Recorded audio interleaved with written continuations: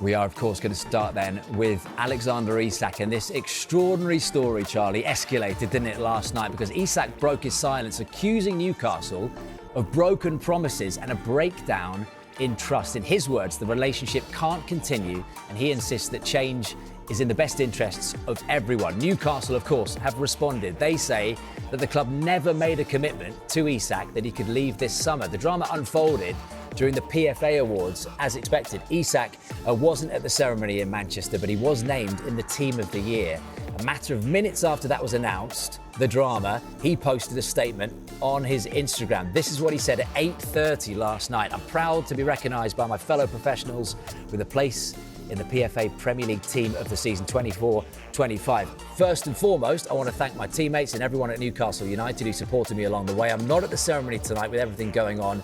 I didn't feel like it was going to be right for me to be there. I've kept quiet for a long time while others have spoken. That silence has allowed people to push their own version of events, even though they know it doesn't reflect what was really said and agreed behind closed doors. The reality is that promises were made, and the club has known my position for a long time. He goes on to say to now act as if these issues are only emerging is misleading. When promises are broken and trust is lost, the relationship can't continue. That's where things are for me right now, and why change is in the best interests of everyone, not just myself. That wasn't the end of the drama, would you believe it? 11:30 last night, Newcastle responded. They are adamant that the club never made a promise to Isak that he could leave St James's Park, and that they appeared to have left the door open for him to be reintegrated into the first team. This is their statement. They say, we are disappointed to have been alerted to a social media post by Alexander Isak this evening. We are clear in response that Alex remains under contract and that no commitment has ever been made by a club official that Alex can leave Newcastle United this summer. We want to keep our best players, they say, but we also understand players have their own wishes, and we listen to their views. As explained to Alex and his representatives, we must always take into consideration the best interests of Newcastle United, the team and our supporters in all decisions, and we've been clear that the conditions of a sale this summer have not transpired. We do not foresee these conditions being met. This is a proud football club, Newcastle say, with proud traditions, and we strive to retain our family feel. Alex remains part of the family and will be welcomed back when he's ready to rejoin his teammates. It is incredible, Charlie Austin, isn't it, that we're here now in this moment with 12 days until the window closes. More from Charlie in a second, but let's get to the northeast, shall we, and speak to our reporter Keith Downey. Keith, a very good morning to you, my friend. It keeps rumbling on, this story. Extraordinary turn of events last night. Where does this leave the situation now? Yeah, you're right. It does keep rumbling on, doesn't it? It feels very much like a line in the sand was drawn last night. Clearly, there's a standoff between both parties. In many ways, I actually think it's positive that we've heard from both parties, so we actually know where they stand. Now, there is still a few grey areas there with regards to what the broken promises and the broken trust is there that Alexander Isak is alluding to. My reading of that situation was the contract renewal that he believes he was promised over a year ago.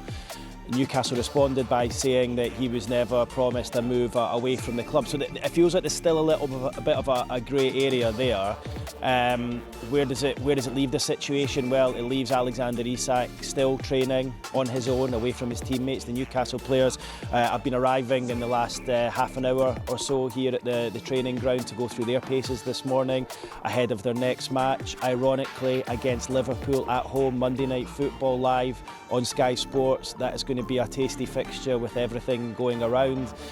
But it'll be interesting to see how Alexander Isak digests that reply from Newcastle last night. It felt very much like a hardening of their stance, and it feels very much like it will be difficult for Isak to leave Newcastle United this window now on the back of what Newcastle had to say last night. And I was just listening to you there, Will, just going through the statements from last night, and the key line from me came from Newcastle in their statement just after 11:30 last night, where they said, we have been clear that the conditions of a sale this summer have not transpired, and we do not foresee those conditions being met. Now, those conditions are that Liverpool or any buyer comes to Newcastle with an offer that they can't refuse. We've said before on multiple occasions that Newcastle are looking for £150 million for Alexander Isak, which of course would smash the Premier League transfer record. And the second of those is that Newcastle have an adequate replacement in the door. And of course we know they've tried for Hugo Ekitike, we know they've tried for Benjamin Sesko. They got right down to the wire in both those transfers, only to lose out to, ironically, Liverpool and then Manchester United. Had Newcastle managed to get one of those two players in and Liverpool came in with an acceptable offer, I think Alexander Isak probably would have gone this window. Newcastle would have facilitated that. But with the days ticking down now, as you rightly say, just 12 days to go, it sounds, from what Newcastle say last night, it's going to be very, very difficult for them to part with their star man because they've not managed to meet those two conditions. So yeah, it feels like a standoff. I wouldn't say it's 100% there. I wouldn't say that Isak will definitely remain a Newcastle United player, but what I would say on the back of both those statements last night, Newcastle, angered by what Alexander Isak had to say, they responded themselves, and what I would say is I would say it's now harder for Isak to leave now than perhaps it would have been 24 hours ago. Keith, one thing is for sure, out of those 12 days that you mentioned, you are not having a single second off. That is for sure. You will be all over Sky Sports News until deadline day. And isn't it amazing, the narrative? We've got that game at St James's Park between Newcastle and Liverpool, the Monday Night Football. Where will Alexander Isak be watching that game from? What colour shirt will he have on? Will he be on the pitch? Who knows? Unlikely, of course. And we've had, crazy transfers over the years. The Sol Campbell deal back in the early 2000s to Arsenal from Spurs, Tevez. But have you ever known a story like this, Keith, in the time covering certainly in the North East? Do you know what, if I'd been given £1 for every time I'd been asked in the street what's happening with Alexander Isak, I could have probably bought him myself and handed him over to Liverpool. That's how much this story has dominated the North East. It's dominated the Newcastle supporters' minds. And look, I have to say, just looking at some of the responses on social media to Newcastle's statement last night, it feels very positive from the Newcastle fans. They are really angry with the way Alexander Isak has acted.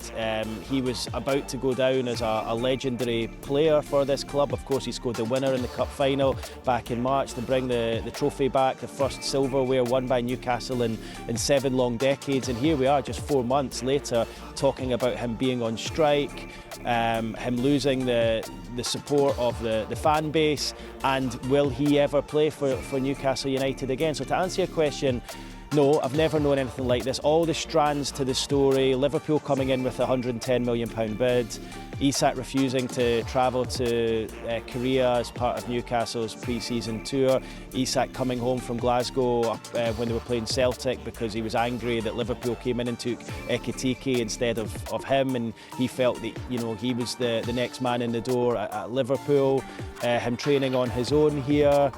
There's been, and then the statements last night, that's just to name but a few of the strands to this story that will drag on. And I think the next big question we need to ask and we need to find out, and we probably won't find out certainly for a few weeks yet, is will Alexander Isak, if he stays this window, pull on the black and white stripes of Newcastle United again? I would have to say that is in question after what he said last night about promises being broken, trust broken, and the relationship is pretty much ended as a result of that. It felt very final what Alexander Isak was saying last night. So look, Newcastle saying he will be welcomed back and integrated back into the side, but again that falls on Alexander Isak and it's his decision. Eddie Howe said that on Saturday after the draw against Aston Villa. He said only one man, only one person can change this, and that is Alexander Isak, and so far he's not shown any willingness to do that. So let's see what happens. Let's see if Liverpool come back to the table. Newcastle still haven't managed to bring in one striker this summer, never mind the two that they need. Will they have a decision to make if they manage to bring in one and Liverpool make an offer that they can't refuse? Potentially. Will they be able to let Isak go if they bring in nobody? No. So a lot depends on what Newcastle managed to do in the last 12 days. But I have to say that hardening of the stance from Newcastle United last night feels like it's drawn a line in the sand, and it feels very much like it's going to be more difficult for Isak to leave now than, as I say, than it did probably a day or two ago. Keith, top man, thank you very much. Keith Downey live up in the northeast for us. Charlie Austin's been sitting here like a coiled spring. Charlie, you've had so much to say about Alexander Isak, and one thing I've noticed this week and last week you were saying was, let's wait till we hear from the horse's mouth. We have done now, so what's the Austin take on it? The way I see it is this is last straw, and he's cemented what he's saying. He's, look, I want to leave. The relationship's broken, trust has been broken, people have gone back on his word, and then Newcastle have come out and said, that isn't a conversation that's happened, we want you to stay, we'll welcome you straight back. Like, that's obviously what's going to happen. If he's still part of Newcastle when the window shuts, he will be back playing. Regardless of what anyone thinks, the fans think, etc., he's going to come back and play if the window's shut. The biggest picture of all... You're certain on that? I am, because obviously, the World Cup... He's got to play, obviously, for Sweden with the World Cup, yeah. But you think he just he's not going to refuse. He's not going to refuse to play when the window's shut. The World Cup's at the end. That's the big picture. He's going to come. He's still been training. Yes, he won't be have match minutes or anything like that, but the players will integrate him straight back in also. It's Alexander Isak. He's top player, top centre forward. They know with him in the team they can do well again this season. So for me, it's Isak real pushing it now to be like, I want to go. The relationship's broken. How it goes between these next 11, 12 days will be one to keep an eye on. Yeah, but from a player's perspective and the timing of all of this last night, as I read out... He knows what he's doing, Will. Like, he knows... Yeah, but what's he hoping for with a statement like that? He's hoping he can get this deal done. He's still being told from behind the scenes on his part, must be that we can get this deal done. This is what we need to do to get this deal done. Can we put out a statement? Let's put our statement together from our stance. Listen, Newcastle didn't wait too long to come back with theirs, did they? And really rubber stamp theirs to say, look, this is where we are in the situation. But look, he's trying to get out as much as possible now, and that's it. And also, Charlie, before we speak to a Newcastle fan, it's what he expects from the club. How does he expect Newcastle to react when he's put something like that out during the PFA Awards? I think he's gone too far on that side. He's trying to think, right, it's really broken now, the relationship's broken down, there's no coming back from this. And the biggest thing out of it all is there's only 12 days to go, and if they don't get no replacements in, he certainly ain't going nowhere. So you're almost going to have to go back on what he said. Don't be surprised in 4 weeks' time he's coming back and just saying it was part of the plan to